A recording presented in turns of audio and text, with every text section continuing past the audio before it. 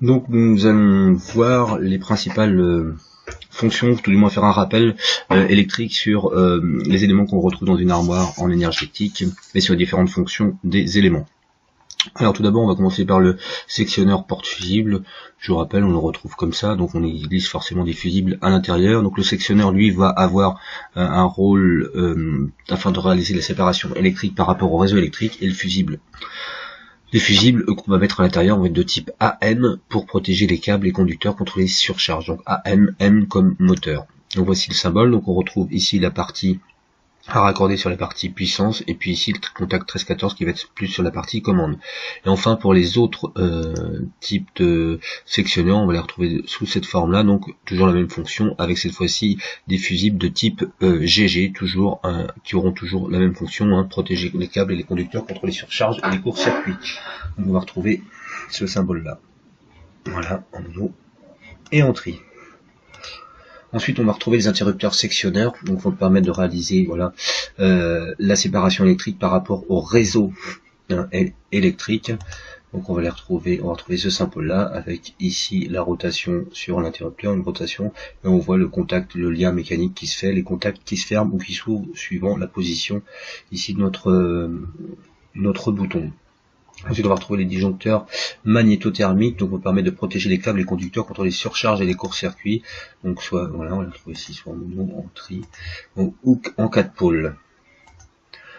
Les contacteurs de puissance, voilà, que vous connaissez, donc, qui vont permettre d'établir et d'interrompre l'énergie à distance. En fait, ça va être eux qui vont commander le démarrage ou l'arrêt du moteur, avec, je vous rappelle, 3 parties. Donc une partie ici qui va être accordée sur le réseau puissance, cette partie là donc est le contact 13-14, donc normalement ouvert, et puis la bobine, elle, qui une fois alimentée va permettre de fermer ici les contacts et donc d'alimenter les parties de puissance. Ensuite on va retrouver les relais thermiques, les relais thermiques qui vont assurer et protéger le moteur contre les surcharges. Donc on met un relais thermique par moteur, et donc voici le symbole. Donc le symbole, on a ici notre partie puissance, et puis ils sont équipés de 2 contacts qu'on va retrouver en partie commande, donc 95, 96 qui sont normalement fermés, et 97, 98 qui sont normalement ouverts. Donc on va retrouver aussi des disjoncteurs moteurs. Voilà, donc on permet de protéger les moteurs contre les surcharges et contre les courts-circuits. Alors les moteurs, vous allez retrouver en monophasé, vous les connaissez, avec les circulateurs ou éventuellement les moteurs qui vont permettre d'entraîner les compresseurs ou les ventilateurs. Donc voilà le symbole, vous le connaissez. Les moteurs triphasés, on va retrouver la même fonction, pomper l'eau, faire circuler l'eau, entraîner les compresseurs ou un ventilateur avec une puissance nettement supérieure au monophasé. Et vous allez voilà ici retrouver les symboles avec la particularité sur ces moteurs des montages, faut faire attention au montage étoile ou triangle.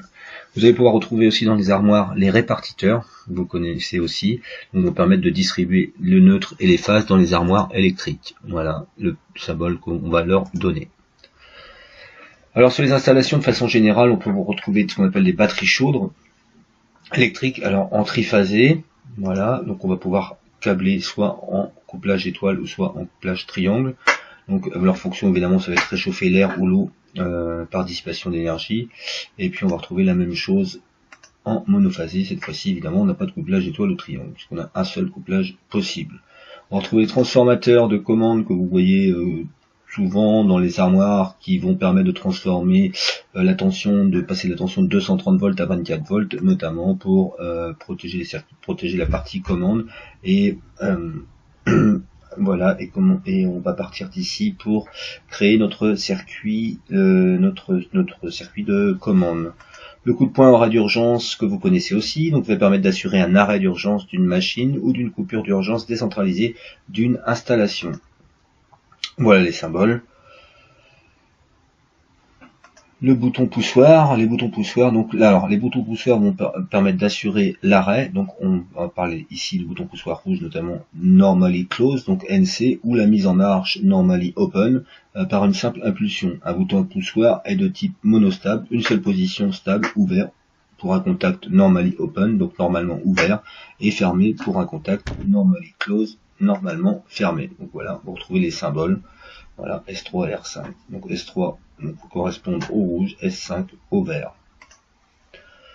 Les commutateurs NO, NC Donc des commutateurs vont permettre d'assurer une mise en marche ou un arrêt par une simple rotation. Un commutateur est de type bistable, de position stable, ouvert ou fermé.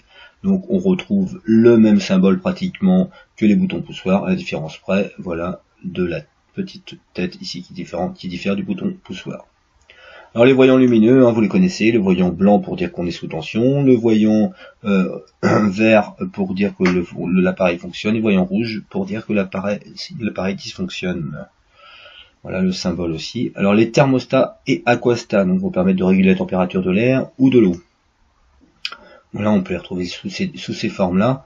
Alors, on va retrouver, par exemple, ici, TH1 et TH2 vont avoir le même comportement.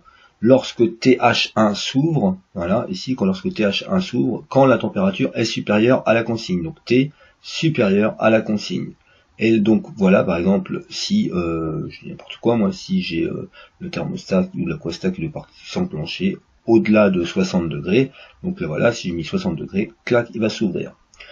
Et là, le TH2 va se fermer quand la température va être inférieure à la consigne. Donc, si jamais la température est inférieure à, je dis 60 degrés, eh bien, il va être fermé. En clair, les deux vont être dans la même position. Et il va s'ouvrir quand TH2 va être supérieur à la consigne. Donc, effectivement, ils vont avoir le même comportement. C'est la même chose pour TH3 et TH4. Donc, TH4, lui, s'ouvre quand la température est inférieure à la consigne, et TH3 se ferme lorsque la température est supérieure à la consigne. Les pressostats, donc les pressostats vont nous permettre de détecter une pression, en général pour assurer un contrôle et de retour de marche d'un actionneur. Donc les pressostats, donc P comme pression. Donc je vous rappelle, là on travaille sur la température, donc un T à l'intérieur du rectangle. Là on travaille sur la pression, donc un P à l'intérieur du rectangle. Et puis sur les contrôleurs de débit, donc au détecteur de débit, voilà, qu'on peut avoir cette forme-là, eh bien on pourrait trouver un D, mais non, on va trouver la lettre Q, donc avec le même type de fonctionnement. Alors la représentation des schémas, on retrouve donc la partie puissance se représente toujours sous la forme multifilaire. On va retrouver la forme unifilaire qui va être utilisée pour la partie puissance, mais reste cependant utilisée essentiellement pour réaliser un schéma de distribution et le développer, lui qu'on rencontrera à chaque fois sur la partie commande. Alors les architectures d'une armoire sont toujours dans le même ordre. On va d'abord retrouver l'interrupteur sectionneur, ensuite on va retrouver le sectionnement, la protection contre les courts-circuits, la protection contre les surcharges, la commutation à distance, télécommande avec le contacteur, éventuellement une variation de vitesse en agissant, voilà. Une coupure extérieure évidemment au coffret à proximité du moteur pour pouvoir intervenir éventuellement, et des fonctions complémentaires qu'on peut retrouver dans une armoire, par exemple contrôle d'isolement, contrôle de température ou contrôle d'ordre des phases. Donc voilà par exemple un petit type d'armoire que vous pourriez rencontrer avec ici notre répartiteur. On va retrouver ici notre coupure d'urgence manuelle qu'on retrouve à l'extérieur. On voit ici le lien mécanique qui se fait, les voyants évidemment de mise sous tension qu'on va raccorder ici derrière, la même chose idem pour les rouges, les deux voyants rouges, il me semble qu'on voit le vert ici, et puis une coupure d'urgence voilà, qu'on retrouve à l'extérieur ici, là où la porte est fermée, qu'on va retrouver ici à raccorder à l'intérieur de la porte. Alors un petit rappel rapide sur les folios. Donc là par exemple, si je veux savoir donc par exemple où va aller ce fil, donc je vais aller voir le folio 2, donc le folio numéro 2, donc au 02, fin 02, et je vais me référer à la case B1. Donc je vais sur mon folio 2, voilà, et je vais dans la case B1 et je vois que en amont, on va retrouver l'amont de ce fil-là va se retrouver sur le folio 1 en case P1, donc le folio 1 en case P1, donc effectivement j'ai le lien entre les deux. Donc idem pour le reste.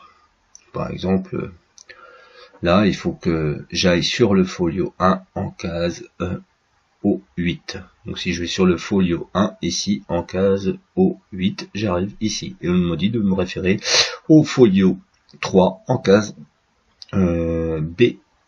Ici je vais folio folio 3 en case B1, folio 3 en case B1. Voilà ce que je vous expliquais tout à l'heure. Et voilà. Donc là, je vais vous demander à partir du cours précédemment de compléter le schéma suivant en vous inspirant du cours. Donc appuyez sur pause pour effectuer le travail et puis vous enclenchez après avoir terminé. Alors là, je vais vous demander de remplir de compléter le chronogramme ci-dessous. Lorsque j'appuie sur le bouton S2, voilà donc ce qui va se passer pour KM1 et donc pour M1 le moteur. Donc ça on est sur un fonctionnement normal, et ensuite lorsque j'appuie sur le bouton S1, qu'est-ce qui va se passer pour KM1 et pour le moteur. Donc, appuyez sur pause et vous reprenez lorsque vous avez terminé. Voilà, donc je vous invite à faire exactement la même chose, cette fois-ci avec un auto-maintien défectueux. On va dire par exemple que ce fil-là est coupé. Donc l'auto-maintien, c'est le contact de KM1, voilà, qui peut par exemple va être défectueux. Donc je vous invite à compléter voilà, le chronogramme en supposant que, par exemple, le contact, ici, le lien est coupé. Donc toujours le même principe, vous appuyez sur pause et vous reprenez lorsque vous avez terminé votre travail.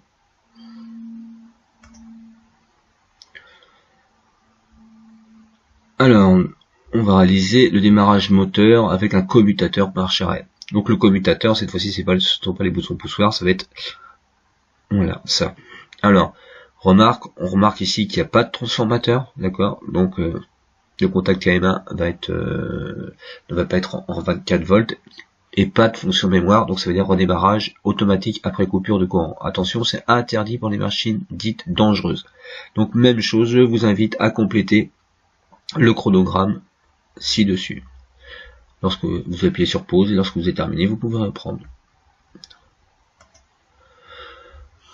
Donc voilà un démarrage moteur avec 4 appareils, avec notre sectionneur, voilà, Q1, notre fusible, AM, nos contacteurs et notre relais thermique. Alors voilà, je vous invite pareil, la même chose, tout dans un premier temps, à compléter ici le schéma. Donc voilà, avec cet élément-là qu'on va retrouver ici, et cet élément-là qu'on va retrouver là, cet élément-là, on va le retrouver ici, et on va aussi le retrouver là. Alors attention, effectivement, hein, ce ne sont pas les mêmes symboles.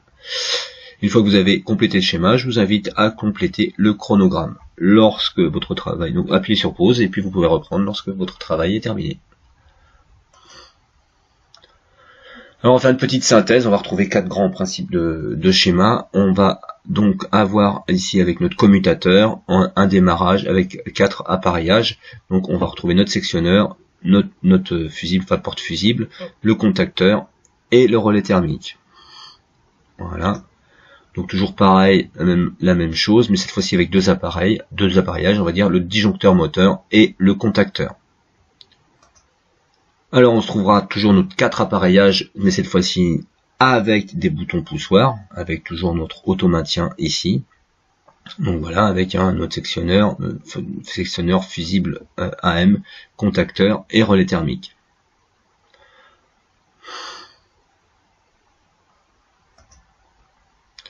Et deux appareillages, voilà, avec disjoncteur moteur et contacteur. Alors je vais vous demander de remplir cette partie puissance d'alimentation de 3 moteurs qui sont monophasés. Voilà, vous avez une installation sur 3 moteurs monophasés et vous êtes alimenté en triphasé. Donc je vais vous demander de compléter l'ensemble en faisant attention à l'équilibrage des phases. Donc lorsque vous avez terminé, vous appuyez sur pause.